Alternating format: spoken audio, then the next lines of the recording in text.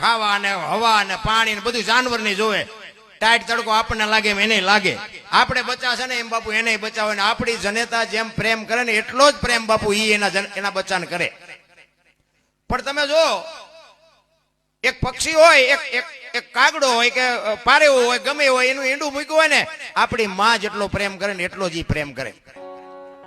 ઈંડું મૂકે એનું લાલન પાલન કરે, એનો સમય થાય ને બાપુ ઈંડાને સીવે અને પછી બહારથી ચણ લઈ આવી આપણી માં જેમ આપણને ખવડાવે એમ ઈ ખવડાવે અને એને મોટું કરે. પાંખું આવે ઈ ઉડતા શીખે ને પછી એમ કે તું તારા રસ્તે હું મારા રસ્તે.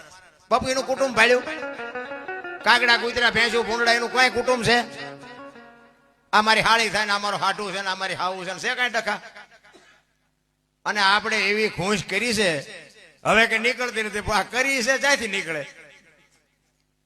કોઈ દી સાંભળ્યું પાડો સરવાઈ ગયો હતો ને ભેંસ આટલું પૂળો લેતો આવ્યો? સાંભળ્યું?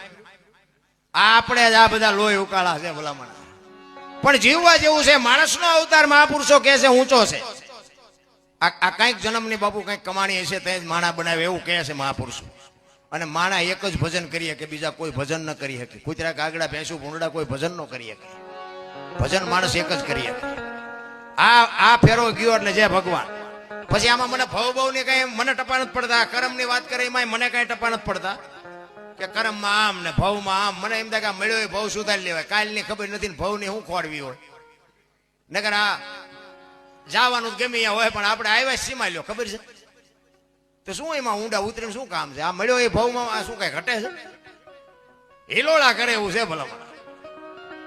તો તમે જુઓ ને હજી આ કઈક કર્યું. ઓલું સાયકલ નો વ્યાજ ન હોય ને તો મોટરસાયકલ લઈ આવે. મોટરસાયકલ નું માંડ મેળવું તો 4 વ્હીલ લઈ આવે. 4 વ્હીલ પછી કે આ લઈ આવો આ લઈ. શેઠો જ નથી ભલામણ. ને ઝૂંપડામાં રહેતા હોય ને આપણે નજર કરો ને તો આપણને એમ થાય કે મારા નાથે આપણને કેટલું આપ્યું છે ભલામણ. આ ઝૂંપડામાં પેલો કોરોના આવ્યો ને, કોરોના તારે ઝૂંપડામાં કોઈ મર્યા જ નથી અમારે ત્યાં.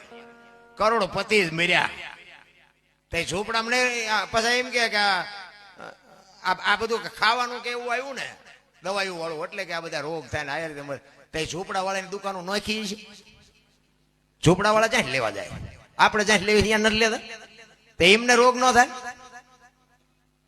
કરોડપતિ બાપુ આમ પૈસાના ડટ્ટા હતા, ઓક્સિજન હતા, ડોક્ટર હતા, વાહન હતા, પણ બચાવી ન હોય કે મારો નાચ તેથી ઉઠે ને તેથી બાપુ ગમે એવા લીંબુ ઠરતા.